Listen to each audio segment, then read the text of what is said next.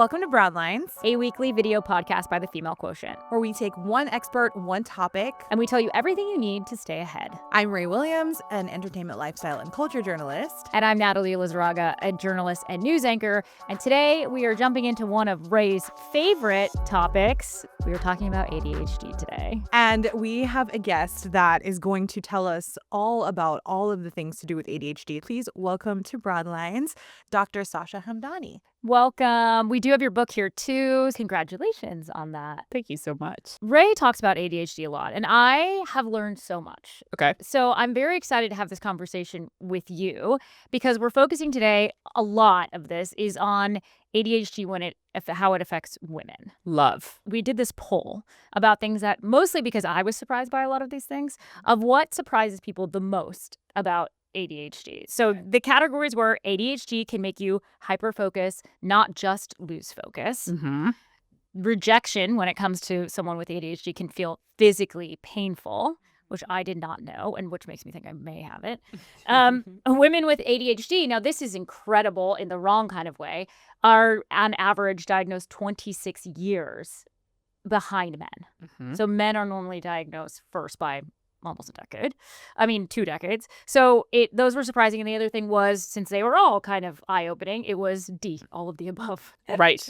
So here are the results from our poll that we took. 44% of people said that all of those facts were surprising. Like, people were looking at it and people were even actually responding to me and being like, telling me their own personal experiences with either spouses with ADHD and the things that surprised them. But all of these things were surprising. And the second one, in 33%, was that rejection can be physically painful. And I know that's something that you talk about. That's kind of the basis of your book, is that, sensitivity and that rejection. So we're going to talk more about that. I feel like ADHD right now people are talking about it, right? But maybe they're not completely understanding exactly what it is, because sometimes it's a buzzword, like a lot of things that are diagnosed these days that can be like, oh, you have it, or you have it, or people Googling things and trying to self-diagnose themselves. So tell us exactly what it is. Do you want my doctor answer, or do you want my more global lived answer? I think both. I think both, because I think both. A lot of people are looking at the medical definition, Yes. To figure out if they really have this, or if someone they know really has this. But then also there's kind of the internet definition where people are just like, oh, I fit some of these things. So I think a definition of both is super helpful. Okay. So right now, the diagnostic criteria in the DSM, which is our, where we have all of our diagnostic criteria, it explains ADHD as a neurodevelopmental condition that impacts attention, hyperactivity, and impulsivity, and that's about it. So it has an incredible emphasis on observable behavior. Observable behavior.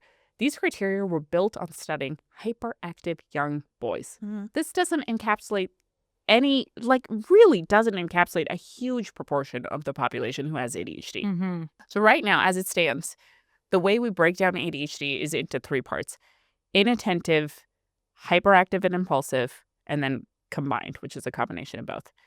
The inattentive is kind of like what you think about with that classical daydreamer, difficulty initiating tasks, difficulty completing tasks, feeling forgetful, losing things, difficulty organizing. Hyperactive and impulsive. Think about your physically and verbally impulsive kid who has difficulty, and kid or adult, difficulty with fidgeting, difficulty staying in their seat, difficulty with interrupting others, difficulty with blurting out things, being hyperverbal.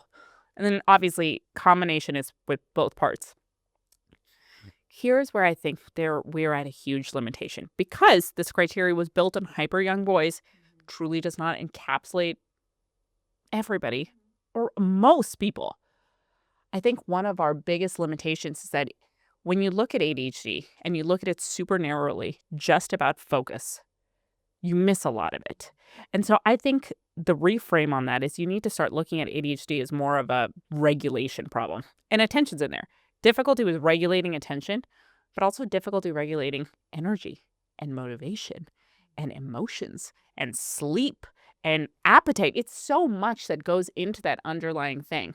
And I think that's when you start to understand that comprehensively. And by the way, this isn't just like a theory that I've had. Europe changed their criteria in 2019 to reflect this. They put emotional regulation into the criteria. This is a more global phenomenon. So as we understand more about ADHD, that's kind of where the definition is going, and that's our understanding. So that's why I gave, this is where the diagnosis is now. But this is kind of what the lived experience and really what it should be. But you were diagnosed as a child, but your parents never explicitly told you, and you didn't find out until you actually were an adult and into school, and you just kind of hit a wall. What was finding out finally like? I was picked up because I presented like a boy. I was very hyperactive, very impulsive, and like it got to a point where a substitute teacher talked to my teacher talked to my parents. My parents were like, yeah, I know. You're not telling us something we don't live with every day. Right. And so I got evaluated, but it wasn't talked about. I already was a super sensitive kid. I was growing up in a community where there weren't a lot of people of color. I already felt super othered. And so I think my parents, how they explained it to me later, it was like, it's just not something that was talked about a lot. It was, and we didn't know how to broach this with you. So the way it was explained to me when I started medication was like, this will help you focus. This will help you with school. And so I was like, okay. So I didn't ask, the diagnosis was never explained to me. I never really explicitly knew like it was a prescription medication. And then I got into this medical school after, and I did pretty well, got into medical school. And then that's when, when I immediately lost my medication, then I was like, okay, I clearly had a stroke. What happened to me? Like I can't function in the same way as my peers.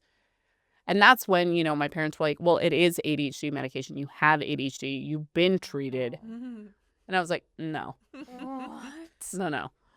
And so I dug my heels in and I rebelled against that. I'm like, there's no way. And also my understanding, like I knew one other kid who had ADHD and he looked so different than what he was constantly in trouble. He was like getting kicked out of school. And I was like, there's no way.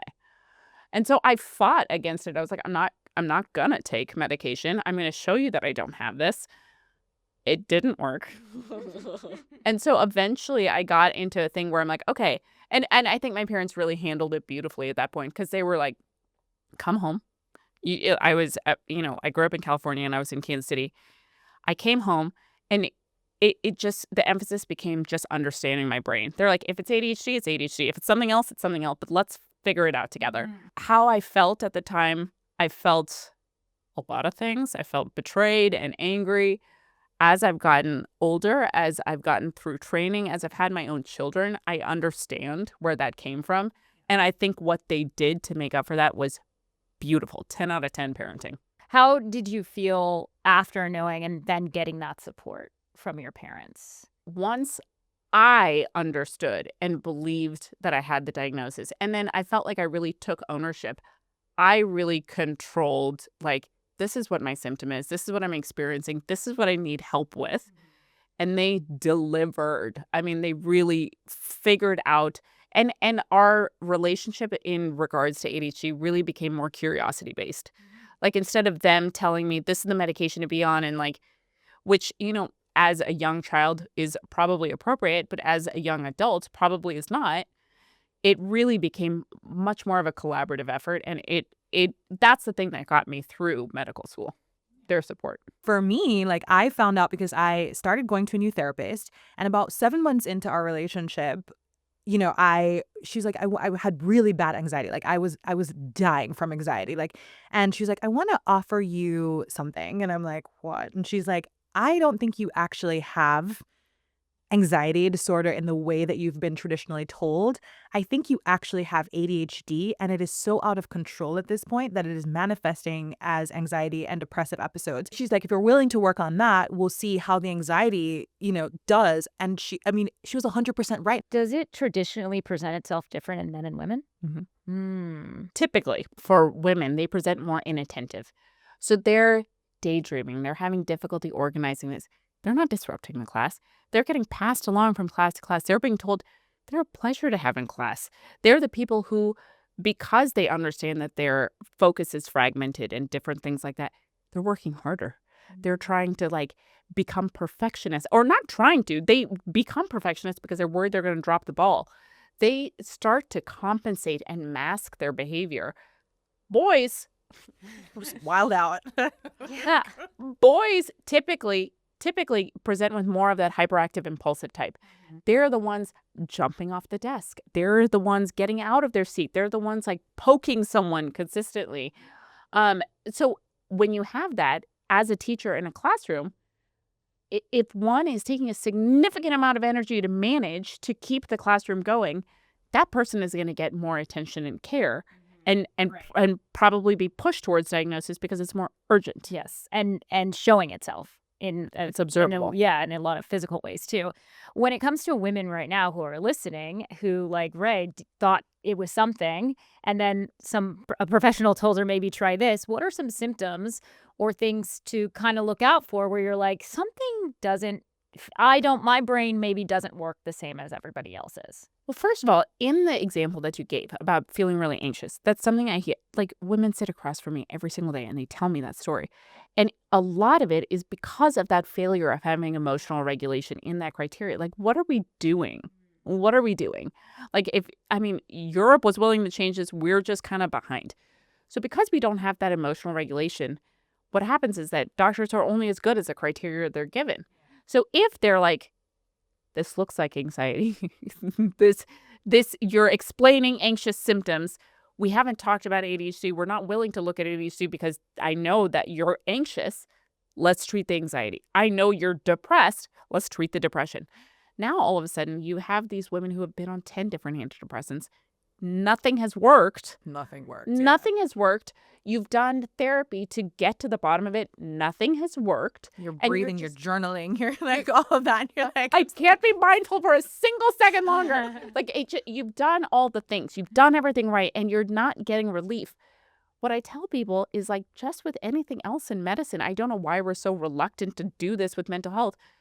But if you are going down a path and you have multiple proven failures of something, you have to reevaluate the diagnosis. Mm-hmm. You have to. Mm-hmm. Unfortunately, I think without changing the criteria, we're setting women up to get into that. Because let me tell you something. Because also we have to deal with hormonal changes and fluctuations that happen, not only just like with pregnancy or with perimenopause, but literally monthly, you look like a different person. Premenstrually versus like a different time in your cycle, you can look like two different people in 2 different weeks. It is so difficult to be able to fully encapsulate what's going on in the brain unless you understand that shifting baseline. Mm-hmm. And so I tell people, when your estrogen drops, so like, the time right before your period or postpartum or perimenopause, your dopamine drops also. All of a sudden, dopamine, that thing that regulates attention and alertness and mood, that if that drops, all of a sudden your ADHD symptoms get significantly worse. When you're posting on TikTok and you're finding that like you're getting all of these followers and people are paying attention, what does that make you feel like women were missing or are missing when it comes to a lot of this kind of confusion around it? I don't think that women were missing anything. I think the system was missing women. I think we have a garbage system, and the criteria is too narrow, focuses too much on observable symptomology, and focuses too much on attention. I hate the name. I don't like ADHD as a name. I know. I was thinking about that the other day. I was like, this doesn't really describe what's happening here. But okay. No. I'm sure it's not really all encompassing. And when you say attention, it really is more of a regulation versus just a deficit. Because like, I'll tell you that sometimes I go the opposite way, where it's hard for me to pull out of that focus. If I'm interested in something, like I could lose a day doing that. Mm-hmm. So I feel like it all stems to regulation. And I think the emotional regulation is quite possibly the most important part. So a lot of times, when things really start manifesting and getting hard, it's right around puberty. For boys, if it's right around puberty, people are going in and they're checking in on them and they're like taking them to the doctor and doing all of these things. For girls, you're bitchy because you had your period. Like that's what's happening. So they blame it on hormones instead of looking at like underlying what's happening. Has ADHD affected your motherhood, or how, like, This is something I'm also very concerned about. It does impact motherhood pretty significantly. So here's what the biggest change was for me. So I had my first kid in 2018, and then my second kid was 2020, literally 2 days before pandemic shut down. So that was Yeah. real weird. yeah, and tough. I think when I went from having 0 kids to 1 kid, the transition that was most life-altering to me is like, okay, I can't just deal with my own executive dysfunction with doing all of these things. I have to be able to navigate and allocate enough energy to doing this for another. And it manifests right away. You have to keep on top of feeding schedules, keep on top of like how much your breasts are producing. Like you do all of these other things without even thinking. And then you're doing it all while you're sleep deprived, which makes Yeah. But here's what I will tell you. I think my ADHD, and specifically the emotional part of my ADHD, has made me a better parent. And I think that I can walk into a room and I know exactly what's going on with my kid. They don't have to say a single word. I know from their face and their body language and their behavior, I know what's going on. I know that, there's a lot of times because of like that emotional data because like with ADHD, part of that emotional dysregulation is you're taking in a lot of information at once and you're just like filtering it in real time, but you're picking up stuff that other people have ignored. And so there are times where like intuitively, I know how to handle the situation. And so like the more I've gotten comfortable trusting my own gut with how to do that, I think the better I do as a parent. So I think, yeah, it was brutal for a minute. It was just like a learning curve, but it has been so incredibly enjoyable and it's getting better. Okay, that makes me feel a little better because that's genuinely something that like I've worried about, and like even in my own life as we like plan, like I'm trying to think, okay, what systems can I put in place so like I'm ready for, to tackle my ADHD and, maybe motherhood at the same time and all these other things. And some days I'm just like, oh shit. I know. And other days I'm like, no, we can do this maybe. You know something that'll make you feel better? During pregnancy, you're in a high estrogen state, so your dopamine is automatically a little bit higher. Oh, Yeah. that would be nice. So you're like a nice little 9 months of like. I know. So you're like, my focus is a little bit better, and I feel like I look really good. So it's just like, it's kind of nice. But as we talk about the sensitivity part of it, especially in the emotional sensing and like almost sometimes the emotional like overload, RSD is something that you talk about a lot. Too Sensitive is the title of your book, so you talk a lot about what that means, and especially for women. What exactly is that RSD part? Like, explain that to us, because I think that was a second, like, most surprising answer for people. But also, I think that's for people with ADHD, that is the most surprising thing that they learn that is associated with it. So rejection-sensitive dysphoria is this very robust, emotional, sometimes physical response to rejection, criticism, disappointing someone else. And it's quite literally like your body it's a neurological phenomenon. Your body is dumping alarm chemicals telling you that you're in danger to this threat that may not be appropriate. And that's something that, I think once you can have rejection sensitive dysphoria outside of ADHD, that's a phenomenon that can occur. But it was initially discovered within the context of ADHD, and almost 100% of people with ADHD have a component of it. So it is absolutely should be part of that conversation always. And I will tell you from seeing patients, this is one of those things that for many of them, they describe that RSD is the most limiting part of their ADHD. I would agree. It's way more common than you think. Mhm. It's way more common than you think. And it is something that unless you know that concept, everyone immediately puts that as like internally placing the blame on themselves. I am too sensitive. I did make a mistake. It just builds into that negative narrative. And so I think that when I see it in practice, a lot of times when I see people talking about it within relationships, they're talking about like either it breaks down the communication style. So either they do what you did where you're like, I shut down, or sometimes they go the opposite way. And I've done both where it's like, you immediately get on the offensive and they're like, this wasn't a thing. Yeah. And then you get more enraged. Yeah. And then they say, calm down. And you're like, it's over. We're done. You can get into these patterns where you get into these like a very almost disordered attachment kind of things where it's like almost super clingy initially because you are afraid that there's going to be like I'm concerned that this person doesn't like me. I'm going to spend more time with them. I'm going to show them that how committed I am. And then you get to a spot where you're like, I think they're pulling away, so I'm going to pull away first. It's, so there's like a negative. And it's interesting because there's a personality disorder called borderline personality disorder. And there's a lot of people that were online that were like, that's what that sounds like. And I'm like, there are crossovers there. But I think when you look at kind of the base of this, that it's stemming from rejection and criticism and this fear of feeling disappointed is almost like an immediate reflection of your self-worth. It becomes very distinct. If you have a loved one that you're like, there's two different scenarios. Maybe they don't know that those things are ADHD related. And they're just like, this is how I love when people are like, this is just how I am.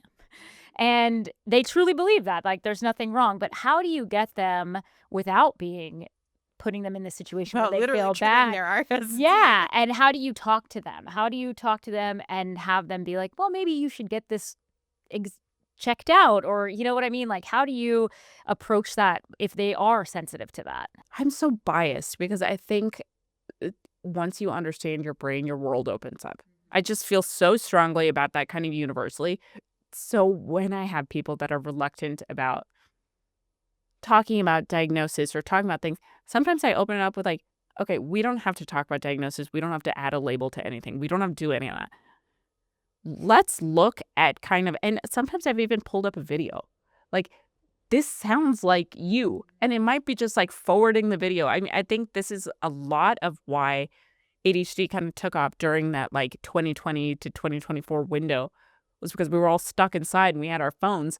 And that's how we transmitted information. There was so much communication that was happening via social media. So when people start to recognize their internal symptomology because it's reflected by something that they're seeing on a screen, I think that's very powerful because it's judgment free. They could take the information that they want from it if this sounds like you. So and I also tell my patients who are like, I don't really know what this is. I'm not ready to get diagnosed. I just want to like start this conversation. I'm like, that's fine. You don't want a diagnosis. We don't have to do a diagnosis. You don't want to be on medication. You don't have to be on medication. This is about understanding your brain. If you understand what's going on, if something does seem like it aligns, look into what helps with that. Look into behavioral techniques, what helps with that.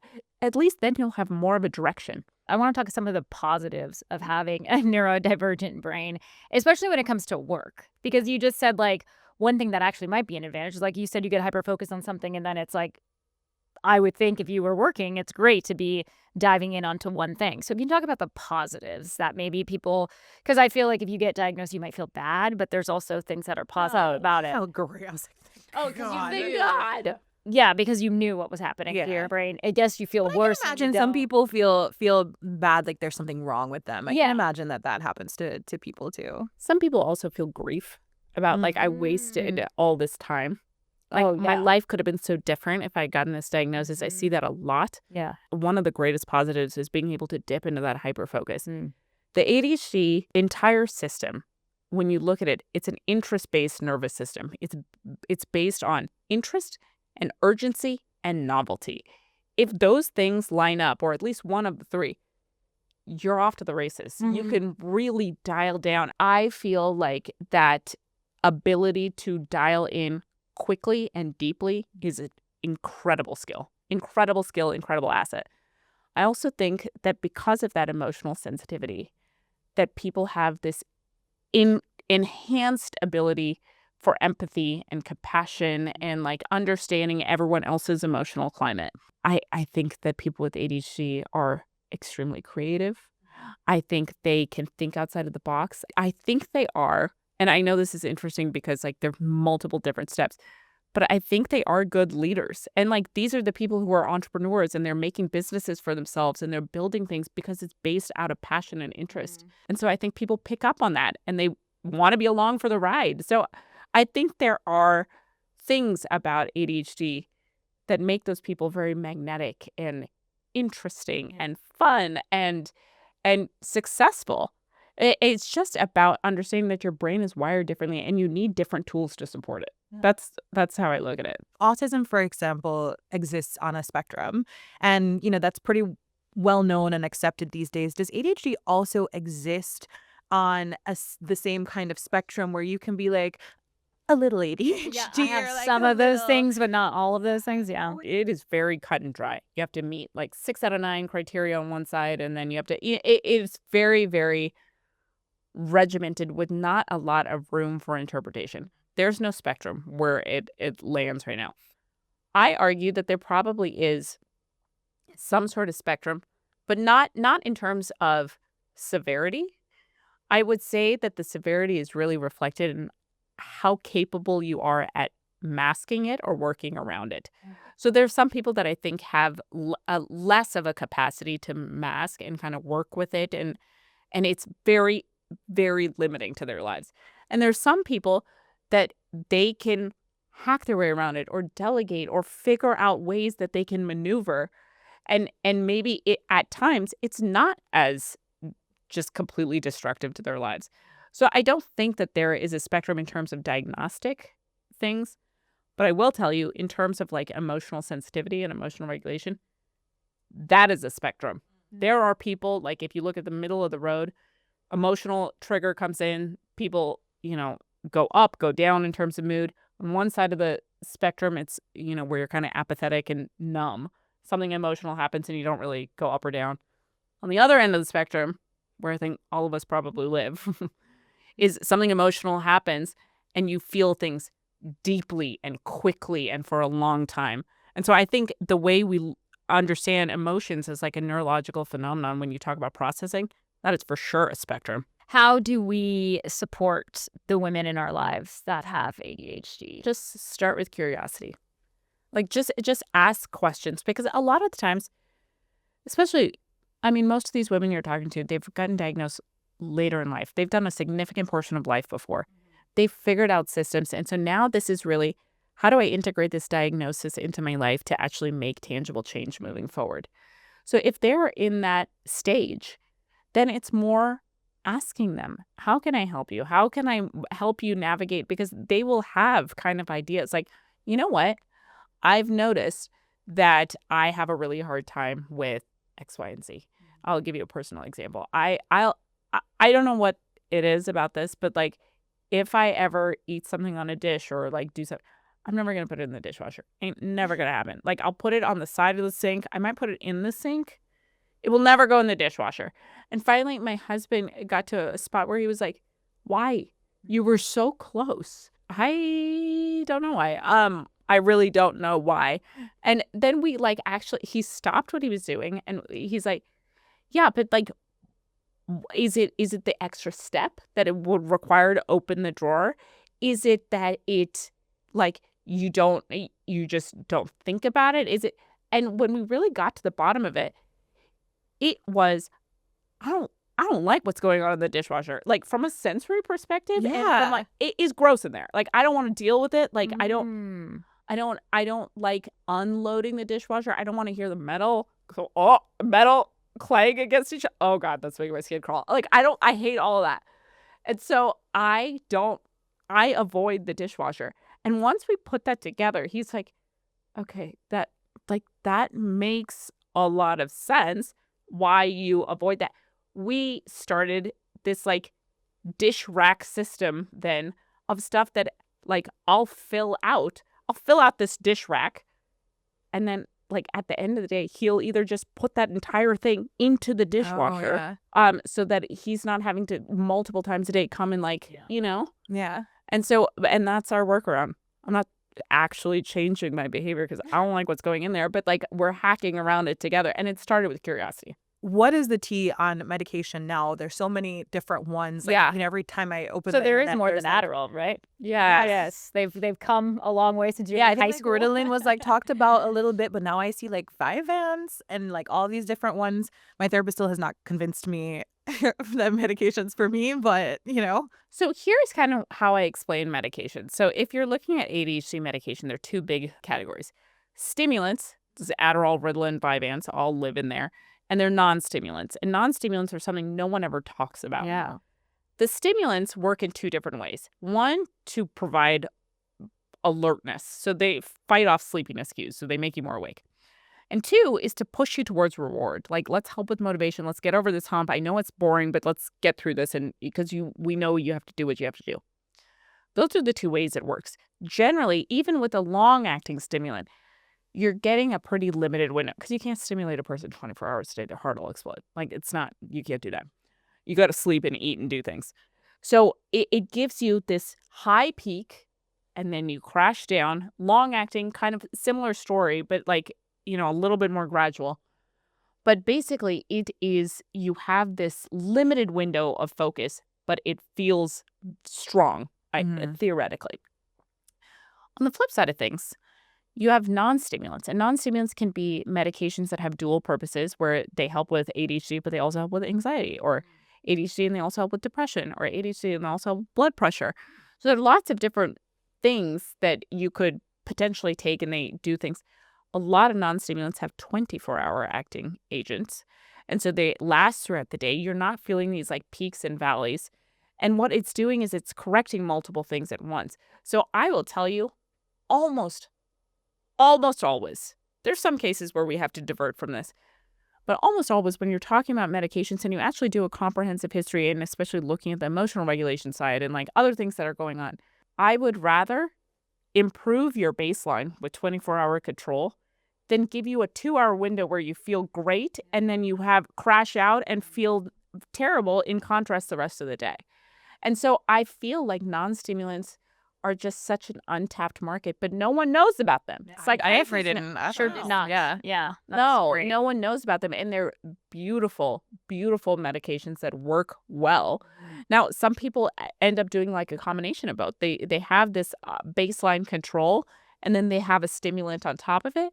But I just feel like it, especially for people who have gone through life, who have figured out kind of hacks, who have worked on things behaviorally, I would rather feel, instead of having like 100% control for 3 hours of the day, I would rather have 80% control for 100% of the day. For those people who are not decided yet whether they, want to be on medication, what are some of the other things that they can do to just kind of manage, I guess? Number 1, understanding what's happening in your brain. Huge first step. Like, if you understand that, it removes a lot of the shame and the guilt, and then you can actually start making tangible changes. Number 2, understanding your patterns. I think that's so important because a lot of people, it's like they try stuff and it's like you're reinventing the wheel every day. It's like, I'm going to do this, but you don't really understand. Once you look and you track your sleep and your focus and your motivation and your hormones and you tie all of those pieces of information, you can figure out where the holes are. Once you figure out where the holes are, you can figure out how to correct or work around or figure out a way to make that hole easier. But a lot of times, when people are just going through their day, they don't take the time to figure out, like, today was a bad day, today was a good day, and it's all related to situational stressors or whatever is happening at the time. But really, it's like, where did my executive function fail at this point? And what was really leading to this? Was it all situational? Was it also hormonal? Was it also I didn't sleep? I haven't had a single sip of water today? And so my sister and I actually made an app, which is still out, called Focus Genie. And in that has a focus tracker where it talks about, you just literally like click icons and it's like, this is what my focus was like today. This is what my fidgeting was like today. This is what my impulsiveness was like today. This is how I slept. This is how much I ate. This is how much I drank. Eventually, over time, you track this stuff in a visual graph. And it was literally created because my sister was like, I cannot deal with you anymore. Like, figure it out. Once I did that, I was like, oh man, the last 4 days of my month are trash. Then I was like, oh, that's right before my period. Not only is my impulsivity the highest, then I went back and I went to my credit card statements and there was like a $400 bump. Let's not even get into the... Because I'm like, I just sit on the couch. I can't find the energy for anything and I online shop. Dopamine. But I wouldn't have known that if I hadn't looked at my patterns. So interesting. That is so interesting because people will not connect those two without having data. For the women who just, like I said, think, just like, I'm bad at life, like, I'm just anxious or whatever, and they finally do get this ADHD diagnosis or at least start the process of getting this diagnosis, what do you want those women to know? First, a lot of people, this is like the first time that they've actually looked at their brain with understanding, like, I'm literally wired differently. This isn't like a failure on me or that I did something wrong or that I dropped the ball or that I can't keep up. It's that I'm wired differently and I have continuously held myself up to the standard of what everyone else was doing, but my brain didn't work that way. And so I think it's an opportunity to look at it through a different lens and an opportunity to start utilizing different tools that actually work with your brain instead of against it. Okay, we do have a game that we like to play. Everyone has a little ADHD. I said yes. Wrong. ADHD is currently overdiagnosed. I'm going to say no, but I don't know. I'm not the expert. I think in certain populations, it is overdiagnosed. And I think in certain populations, it is wildly underdiagnosed. And with like racial and socioeconomic factors as well. Like you look at some poorer neighborhoods and like kids that are showing clear signs of ADHD. They're labeled as having a behavioral disorder or oppositional defiant disorder. And it's so far from what is happening, but they're not getting resources. They're not getting help. And then you look at other things where it's basically like ADHD diagnoses are thrown out willy-nilly as like a academic tool where it's like, they'll get on medication. It'll help with the college process. And like, so it can go either way. ADHD is a superpower. Oh, hate that. I love that we're like, no. Ew. So here's the deal. I feel like when people talk about ADHD being a superpower, number one, I'm like, like, I wish you could spend like 2 seconds in my brain, because there's sometimes where I'm like, the way that people talk about a superpower, it feels so like one-sided and almost like toxic positivity. Like I should be grateful for having ADHD, but I'm like, I also drop the ball a lot. And like, it's really difficult for me to regulate my emotional climate. And it's hard. Like I beat myself up about it all the time. And that doesn't feel. So when people talk about it, I give the example of like, it's kind of like a superpower where you can fly, but you can't choose how or when. You're just like blasting off in the middle of a meeting. Deadlines help people with ADHD perform better. Yes. So deadlines are better for you. I mean, give me well, here's the thing is I'll procrastinate for so long that when you give me that deadline, sometimes my brain just locks and then I can go into like, like urgency-based nervous system. Everyone with ADHD should disclose it at work. Ew. Yeah, no. Yeah. It's considered a disability. Like it is covered under that. It's a protected diagnosis. But there are some cultures in work that have still not caught up with that. And like, is it truly like some people have to fight tooth and nail past that?